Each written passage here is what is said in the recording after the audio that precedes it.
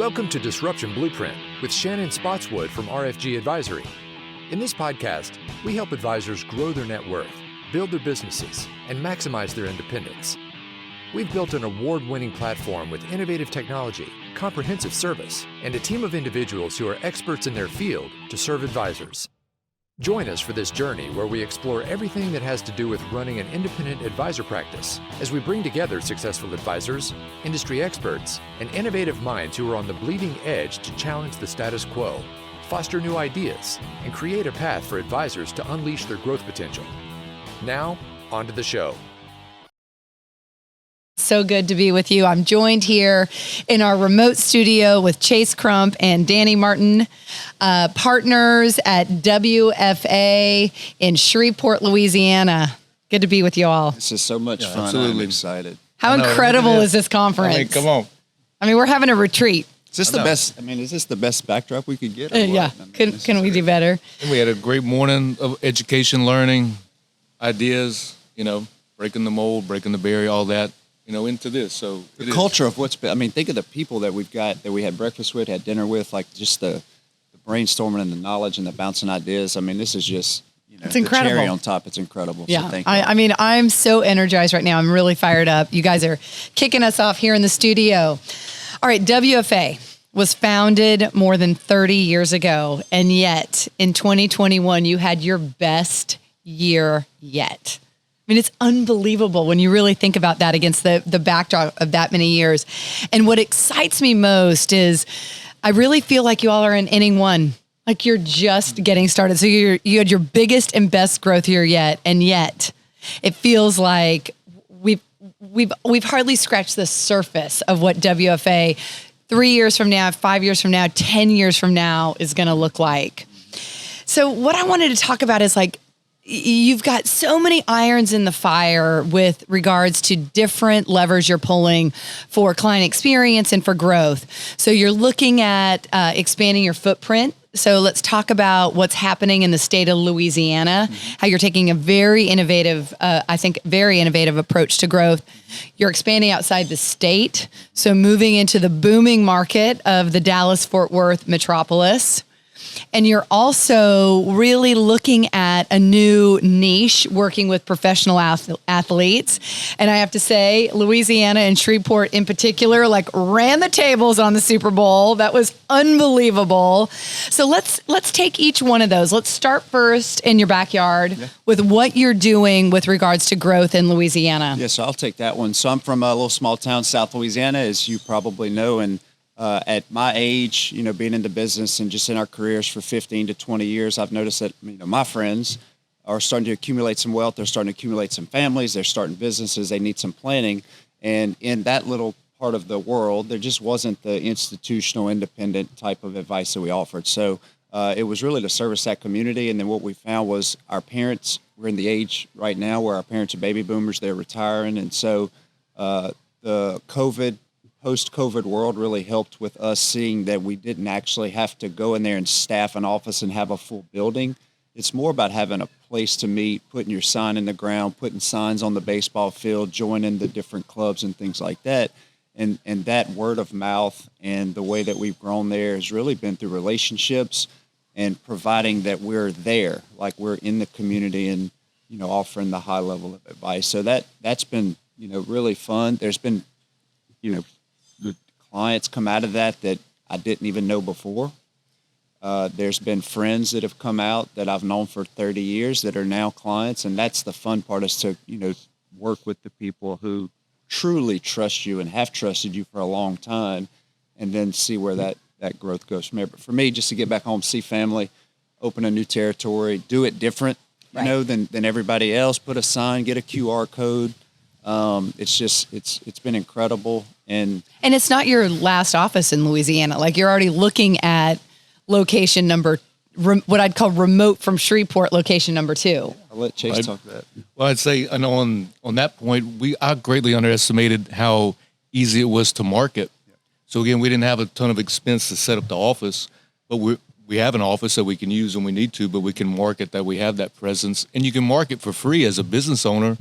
You use the platforms to your advantage. And we saw really a lot of traction once we made the step to do it, once the marketing happened, then it kind of took off.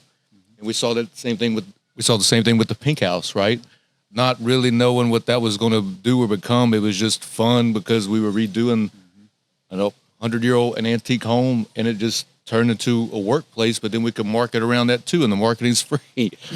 So office in New Roads, office the Pink House location in Shreveport, the main office. I was talking to you earlier about, our lease is coming up, so we would like another office in Shreveport, something more customized, something maybe a little more higher tech, A lot more higher tech. There's a lot we can improve there from a client experience standpoint, so I'm excited about that.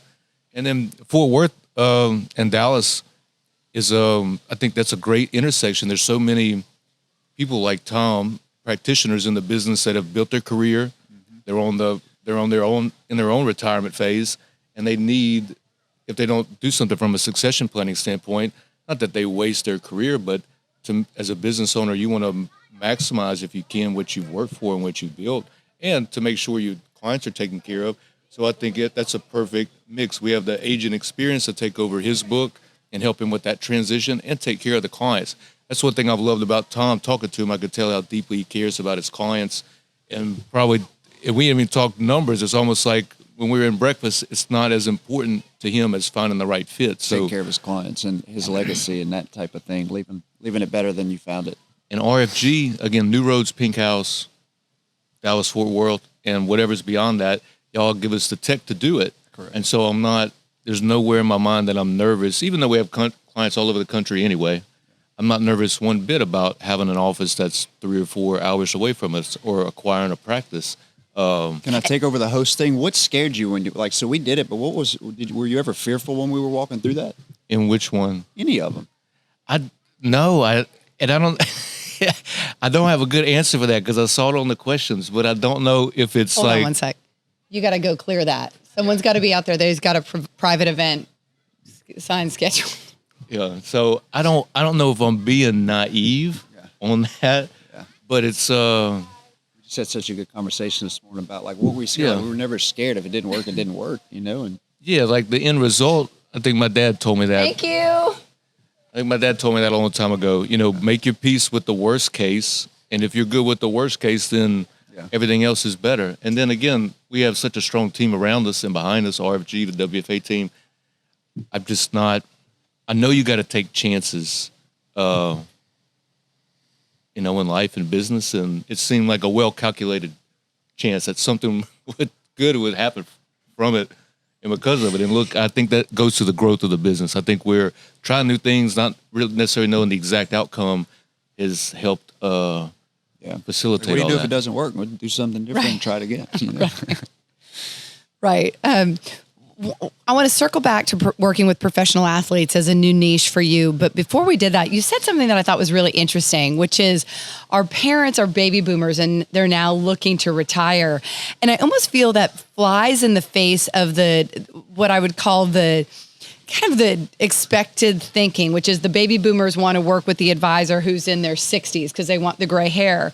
Whereas, in fact, you're finding that the baby boomers, your parents, the friends of your parents are actually looking to you. You've got enough bench strength, having built up, your careers over the last enough experience, 15, 20 years.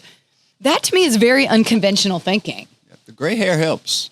Don't get me wrong. The gray hair helps. Danny had his gray hair at 23. Don't underestimate the gray hair. I would tell you this. I had a very, one of my longest tenured clients when I left the bank and came, to be independent, they had a death in the family, and she inherited some money, and I'll never forget it. She interviewed, a guy out of Houston, an older gentleman, and interviewed us, and I felt very qualified to get part of the assets or at least the relationship.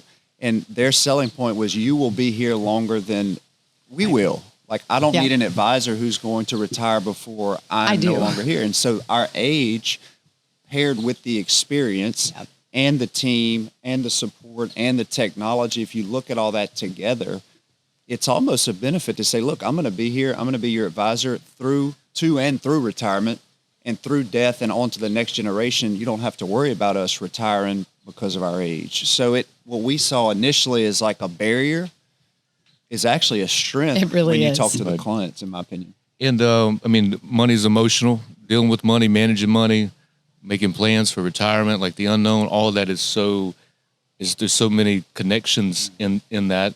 If I was from a client's viewpoint, I wouldn't want to do all that work with somebody for 10, 15 years. And if I've established a wonderful relationship, have to do it all over again. Mm-hmm. Not that you can't continue on the path as a client or as an investor in a good way, but I know it gives clients peace of mind knowing that you can just continue building, continue growing, continue to change plans, add to the plan. Life changes so quickly that they want to be able to go to somebody that knows the situation and can help them navigate it. So you've added this new niche. A lot of advisors struggle with that. Like, how do I diversify my business and add a new niche? So first off, how did you determine that you wanted to really explore professional athletes as an opportunity for growing your business? I'd say it comes down to as kids, if you play sports, I mean, everybody dreams of being a professional athlete. We both have athletics in our background. We just haven't. It's almost like up to now, we didn't think about it as people that we could serve, almost like they were off limits. Right. They're untouchable, and they're just normal humans. Yeah, but the further we go, and we just look up now in Shreveport, Bossier, Northwest Louisiana, or just Louisiana as a state is producing some of the top athletes in the world. It feels closer. And the closer the relationships that we're getting with them, you're right. They're real people. They got a job. They got to go out there, perform, work extremely hard.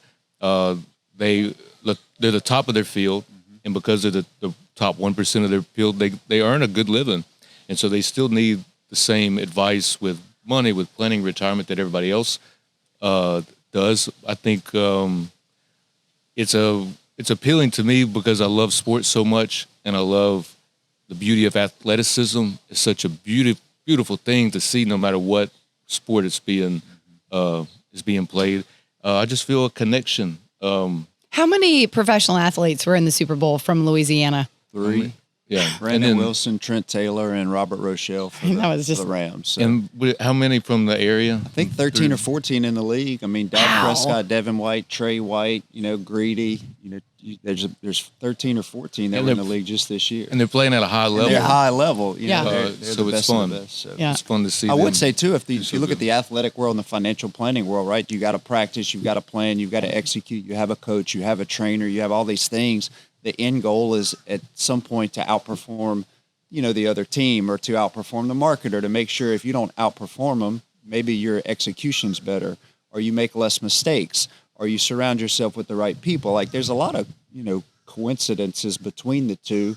And I do agree with Chase. We're closer to it now. We've got friends who we go to dinner with who are in the league. Like, they're not untouchable. You know what I mean? And when you really get down to it, they're going to have a 3 to 5 to maybe 10-year career. Yeah. And then they're 30, and then they've got the rest of their life to try to live on that. If we can do it, honestly, as normal guys, right? So we're just normal people who like to do normal things. We relate to those younger athletes a little more than, say, the 60 or 65-year-old experienced advisor. And then the technology, we can adapt to it in a way that they, are used native to them. It's been fun, and I hopefully, the high school levels. It's not just the professional folks either. You've got with the sponsorships now, and you got we've got one of the top high school girls basketball players in the country. Michaela Williams just named Gatorade Player of the Year as a junior in the country. So I mean, there's golfers there. There's a ton of people who we would love to work with that honestly we think we could help. And I think part of what's exciting as someone who watches how you all think about growth and taking this firm, north of $1 billion, what is this trajectory going to look like, is that you're not afraid to be out there really being innovative and disruptive in your thinking. So you dropped earlier about the Pink House, which is this, dilapidated house in this part of town that some people would say is, I don't want, it's maybe gentrifying, but it's unsafe, right? And you go in there, you win a neighborhood improvement award, you build this it's like a nucleus of energy and financial planning and all this cool stuff going on. But ultimately, it's a place where you're doing business. Like you are landing clients, you are growing your practice because of this innovative decision you've made around the Pink House. Then you think about this like niche around how are we going to develop a relationship with professional athletes? Like you're not held back in a way that so many advisors, whether it's from fear or it's from unwillingness to just think so expansively. What do you think about you is unique that allows you to explore some areas that others would feel, I love the word untouchable, others would feel it as untouchable? I don't think we're scared to fail. Like you told us a long time ago, fail cheap and fail fast. Not that we expect to, but if you've got something, if we look at this as a business, right? So it's a business first, and then we've got our life. I told Chase this morning, sitting on the back, I'm like, this is just life. Like, we don't go to work and then come off of work and have life. Like, this is just our life. So why not do it in a way that's enjoyable with people who you want to do it with, who actually value what you do? And so it's, we're not scared to fail. You just got to go do it, So do you feel like there's something uniquely woven into your DNA that makes you a little more fearless, or is it a learned skill from going through a succession plan where you had a founder that was much more in that like life work compartmentalized? Like where does it like how does someone tap into it? Someone listening to this who's like, I want to have the confidence to fail fast, fail cheaply. I want to have the confidence to try these, whether it's renovating a house or developing a niche, or like, how do you get there? I would say, don't be afraid to make mistakes. If you're not, do you work out with Chase, Peloton, Chase Tucker? Oh, heck yeah. He says, or it was either him or Alex said that if you're not failing, you're not trying. If you're not trying, you don't believe. Right. It's okay to fail. And as long as you're learning something in the process, so don't let the fear of failing or something not working out, more likely than not, if you put some thought into it, and if numbers make sense, you really have and you believe in yourself, you have a very high probability that it's going to work. And like doing new things and being disruptive is fun. As I'm sitting, I think it's oxygen, to be honest. Yep. And that's how you grow your practice. Like you don't know we did not know what's on the other side. We still don't know what's on the other side of like the Pink House and like all that stuff. But just doing it, and then once you get a little momentum, I guess it makes you a believer. So Don was talking about that today. Just set some small goals or small hurdles, crush those, and then you'll slowly gain the confidence to take on bigger challenges. And every little decision like that you make, you're growing, you're disrupting. And again, you want to separate, as a business owner, you got to separate yourself some way from the competition. If you're moving with the herd, you're just playing the same game. There's plenty of business to be had by breaking that mold or just doing your own thing and being authentic. I think people gravitate towards that. I would also, I'll add to that, surround yourself with people who actually believe in it or question you with the right questions, not just tell you that it's not a good idea or that's great, because they're too scared to do it, right? A lot of people you ask advice of, they're too scared to actually do it. So why would you even value the advice that they're giving if it's just criticism, right? So surrounding ourselves with like you guys, like, hey, we're going to do this, and you're like, yes, let's do it. And it's like, oh, okay. And so it gives us confidence, and that confidence bleeds over into what we did and the way that it's done. And so I think if you find yourself continuing to run up against a wall of like fear, then you need to surround yourself with people who aren't fearful.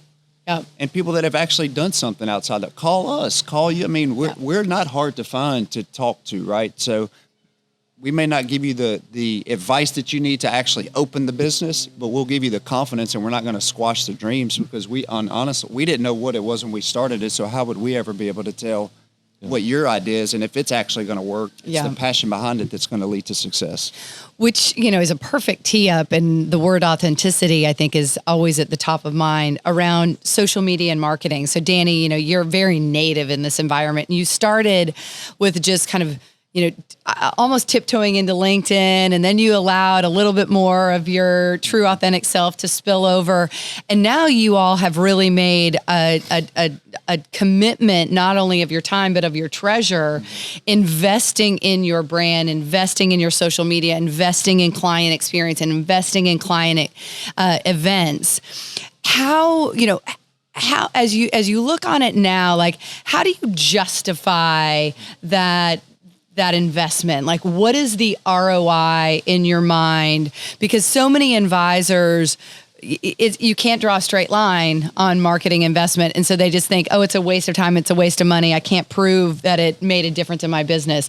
So one, how do you justify the investment in social media? And two, how does an advisor even get started building their brand? So a practical answer is we're sitting here doing a podcast talking about the Pink House and talking about how good we're doing on social media. So that in itself means that the brand is out there. People all the time tell Chase and I, we see y'all everywhere.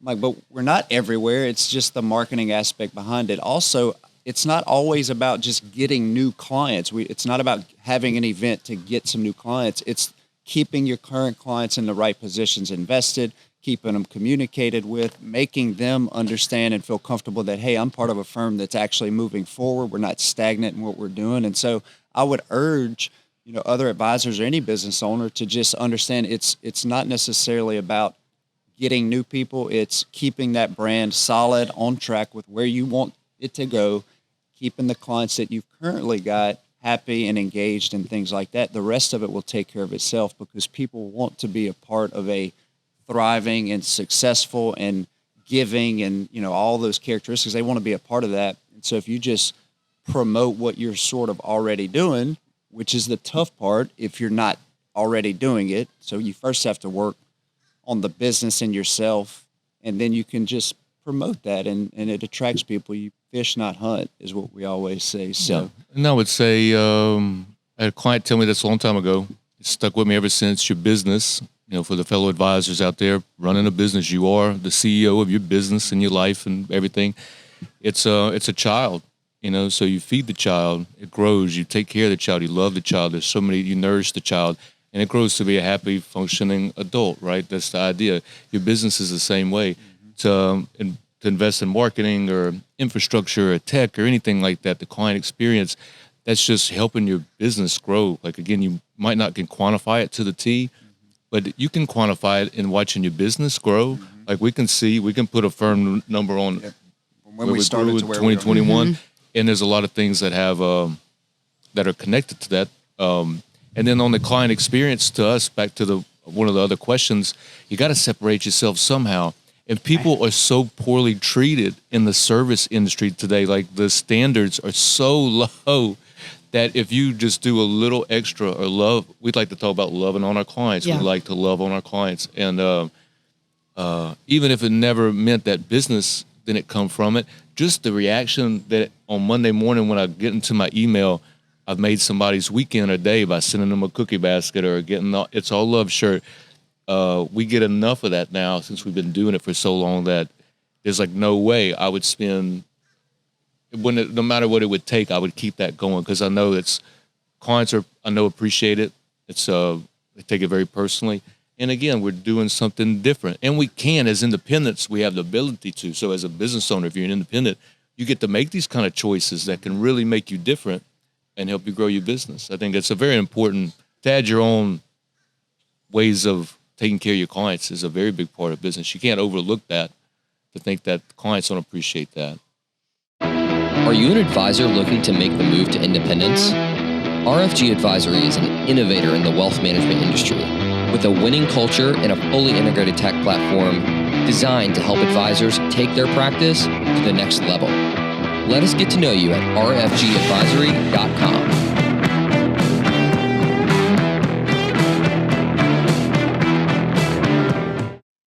I want to switch gears. You both have a ton going on. Dany, you've got your boys. Your wife runs a award-winning vegan restaurant. Just celebrated her 5 years of being open and really changing the food landscape in Shreveport. You've got grandbabies. Chase, you've got your 3 girls. Your wife runs an amazingly impactful Pilates studio, working with cancer patients. Like, your lives are very, very full.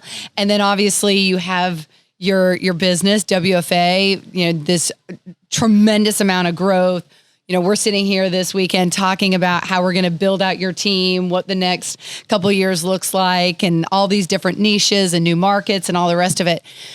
How do you balance those two factors of having this incredibly like busy and rich personal life and then having your business? How do you achieve, like, you both have such a good energy about you. You're just like in this state of flow. How do you get there? We were talking about that this morning. We don't know. That's a there's good no question. secret sauce. Not. We don't have an answer for that. Yeah. The only thing that came to mind when we were talking about it, to me, is protecting. You have to be fierce with your personal time. And so for everybody, or fiercely protective, I would say, of your personal time. That looks a little different to all of us because we all have different interests and different things that fills our cup and drives us. But the moment that you let that slip, at least for me, it's harder to manage the family and the business life of things if I'm not taking care of myself. Slowly over the last couple of years, again, like my morning is protective. Like I won't unless it's an emergency, nobody gets into whatever my circle, at least until like 9 o'clock, which is usually when I drop my kids off at school. Like once my routine is done and I get my family taken care of, then I'm ready for business. And I know having that, say, 2 to 3 hour period, whatever, in the morning to make sure you're doing the things that you want to do. And it might not be like exercise and working out. It could be as simple as like going to the spa or go getting your hair cut or buying yourself a new pair of shoes, or it can be easy things like that. But just making sure that you are doing that. And I feel once you do that, it allows you to do the other things easier and not feel as overwhelmed with taking care of it. Yeah, and I think if you've got, like, I know that the people, like, the reason, how can I support the family and the boys and the grandkids is because all that stuff works together, right? So like I said earlier, it's just, this is life. Like, so I'm answering an email and I'm dropping the baby off at school. It's not like I'm doing one or the other. It's just, It's how it operates. And I do think that's the most important part, right? So we always talk about like the stool, you got 3 legs. If one's not on there, then the stool falls over. It's tough though, because we're taught our whole life, right, to go to school, get good grades, grow up, get a job, work 40 years, retire, live off that, and then die. Like that's what we're taught. Right. And so we have to, fortunate for us, our parents were business owners. We also have, at least my stepdad and some of my family is very highly educated. So I've got both sides of that story. And I understand that to make it all work, right? Yeah, that doesn't work.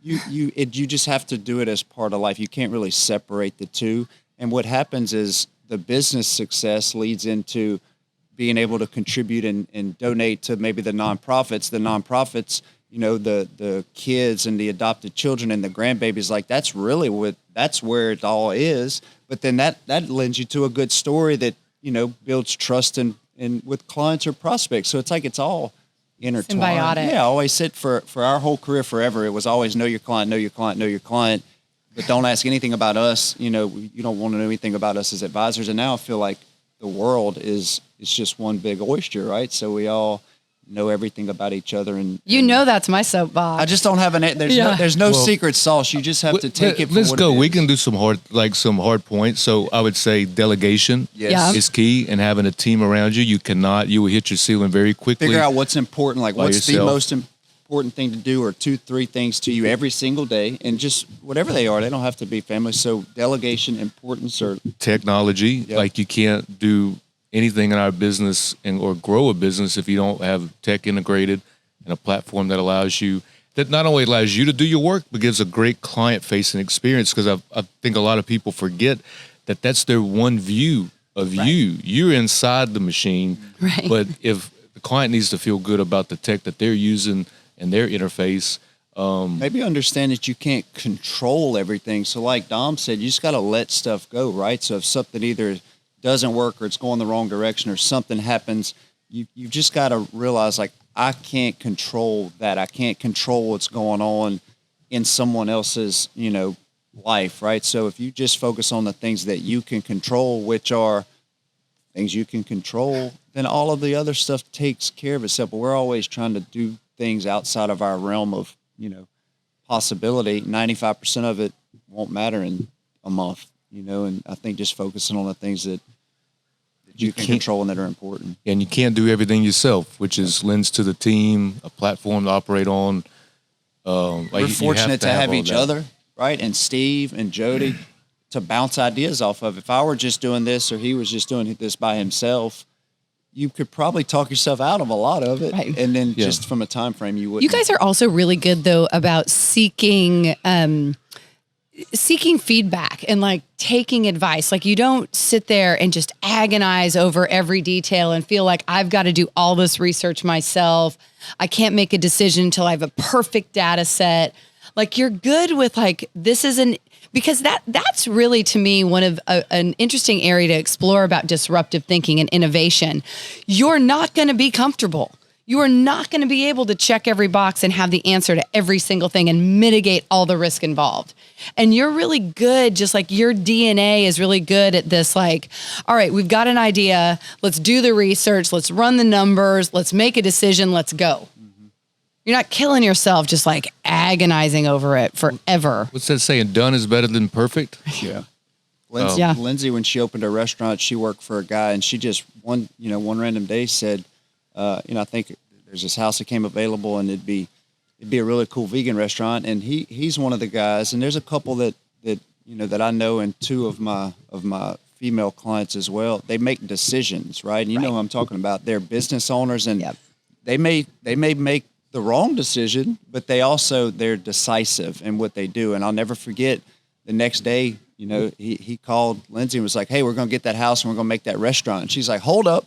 Like I just said that in passing and in conversation, right? And so next thing you know, you look up and it's just making that decision. But that guy built a multi-billion-dollar company, so he had that muscle. He was like, we're making decisions, and then you learn that skill. Yep.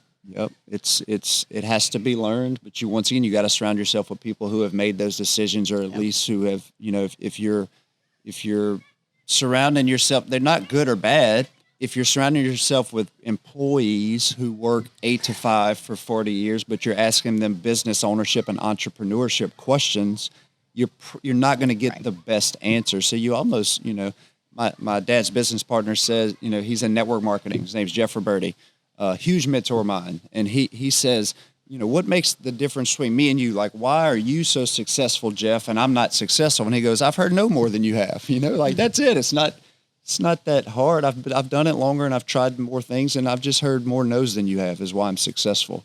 And so I think that's, you've got to learn from your mistakes. I'm not, criticism to me, and I'll be completely honest, like my first mechanism is it's not my, and then I'm like, when I think about it, Chase is very good at like thinking methodically through it and all that stuff. I'm very like, and you can ask Lindsay, I react quick.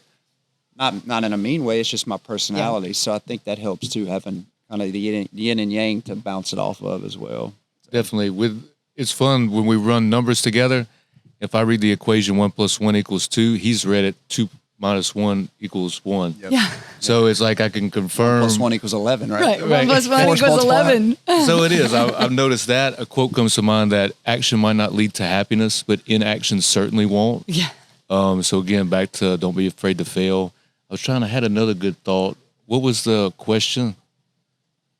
Okay, so I've got one that I thought of as you were talking, which is our industry is going through this just tremendous evolution right now, and it feels like part of that is because we have average age of an advisor is north of 60.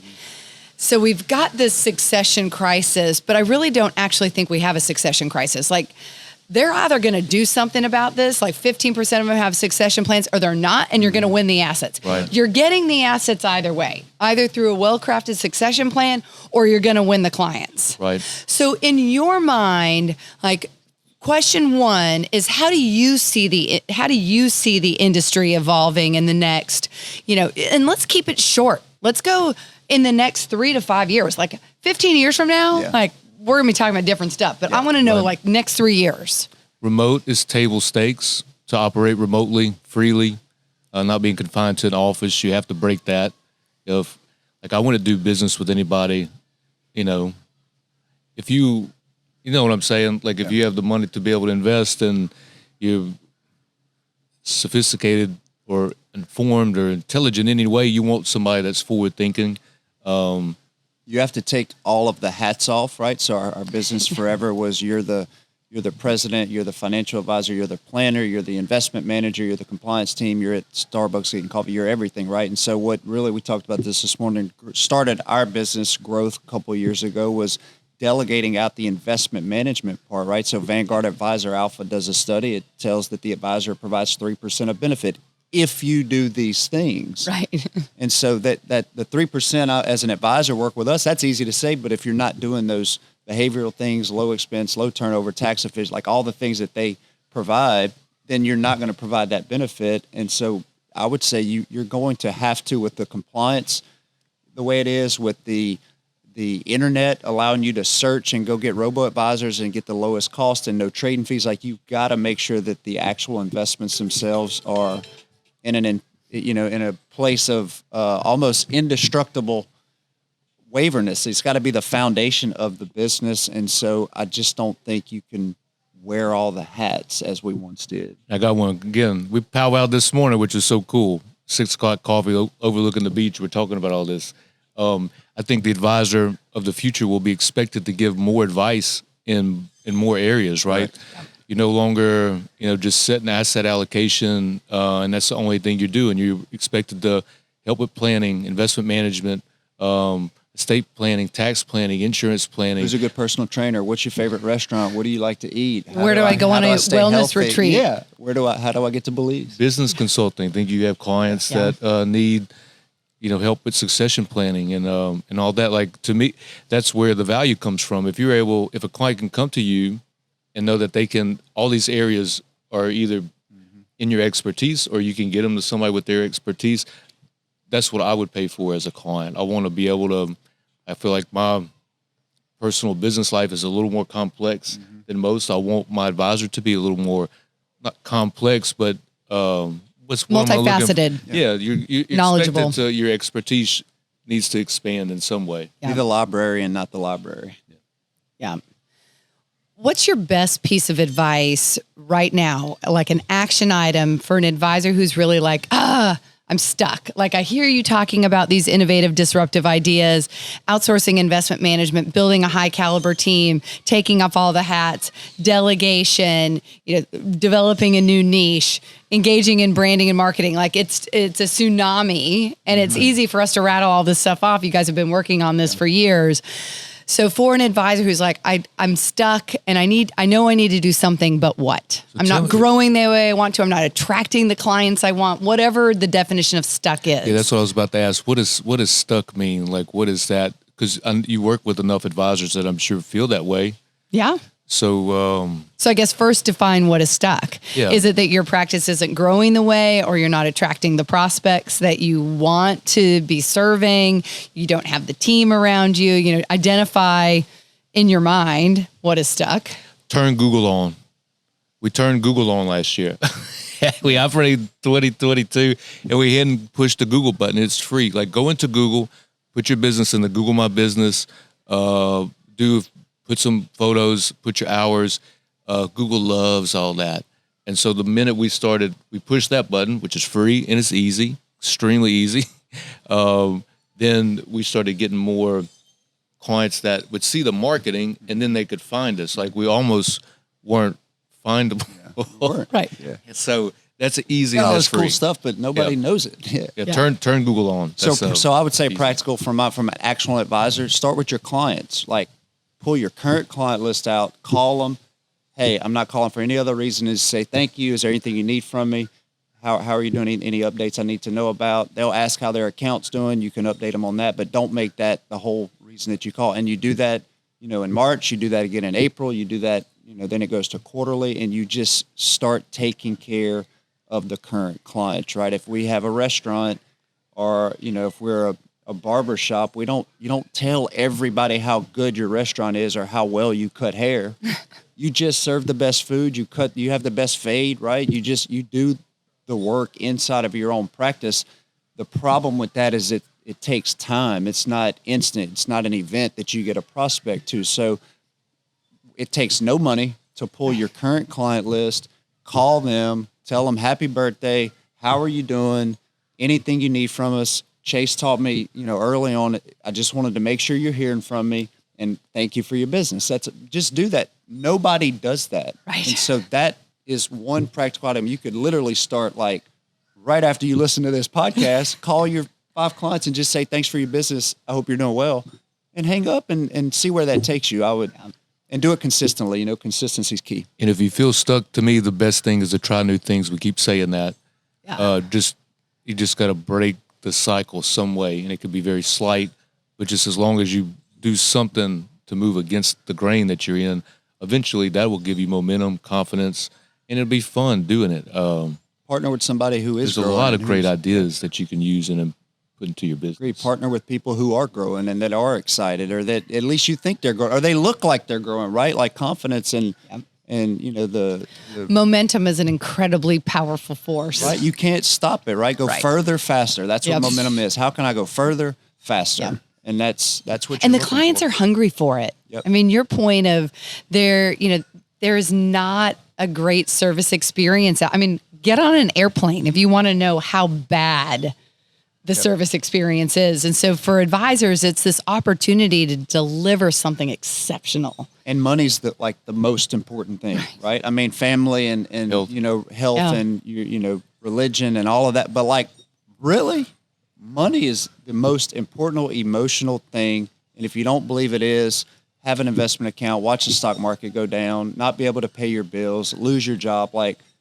Money is the most important thing. And so if you're in our position as professionals, if you compare the money side of it and the emotional side of it with just reaching out and talking to, having no agenda other than to connect. Now your agenda can't be to connect so that then you get referrals and that's an ulterior motive, right? It's literally gratitude. And I like to make, so it's gratitude. It's gratitude. And I used to, now it's different. I do it at the desk. I used to, I would, I'd get 5 or 10 names. I'd get in my car and I would drive before we had, everything on our phone. And so when they would say, well, how's my account doing?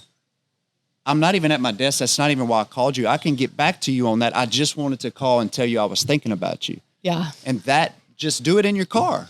But that way, when they ask you something, we have access you don't have to get it, into right? it. Right. We could. We could, but that's not why I called you. Yeah. I can get to you on that. And I think that comes from, it has to come from here. You know what I mean? And think about it. How many people call and just check in on you? Nobody. Right. Other than your Besides mom and dad. Yeah, my mom and dad. Yeah. Like your doctor's not calling you, your dentist isn't calling you, whoever, your insurance agent. No, and especially again, money is very emotional and it's an important resource. So if you've trusted us or an advisor to take care of your livelihood and your finances, yes, you want to hear from them. And again, we like to say some way that you take care of your garden and your garden grows and it produces fruit. And so loving on your clients, taking care of garden clients. grows. The grass isn't greener on the other side. It's greener where you water it. Yeah. Yes. Yeah. Love that one. All right. Last question. Favorite part about the RFG retreat? You guys have been here for several years. It looks a lot different this year. I mean, this is fun. The podcast is fun. This is a so fun fun. spot. Fun stuff. I think it's been fun having, Rashad Johnson does some of our videography. He's the It's All Love sweatshirt. He, the Pink House last 2 years, he's left the news station. He's become an entrepreneur. He's here. To have him here, listen, I look back, he's filming, and through Dom's presentation, his camera's on the ground, he's taking notes. To have him here, being inspired and doing that kind of, that's fun to have our whole crew here that are, but having Rashad here, I think, is really cool. I think where he goes in the next 5 to 10 years starts here, you know, and this has a big impact. So that's exciting. Riding the bikes are fun. I love riding the bikes around the island. I love that we've scheduled time to enjoy the beach and the sand and cabana the surf. time. Yep. Food's great. The people are great. I always love coming. Weather's being terrible. here. You're right. I mean, I might just permanently relocate the podcast studio. Thank you guys. This was awesome. Thank you, no Shannon. kidding. Absolutely. Love you guys. Thank you. Thank you. This is Appreciate awesome. you. You're awesome. Thank you. Thank you for listening to the Disruption Blueprint podcast. Click the follow button to be notified when new episodes become available. Visit our website at www.rfgadvisory.com or schedule a call on our advisor resources page. And don't forget to click the follow button to be notified when new episodes become available. Content here is for illustrative purposes and general information only.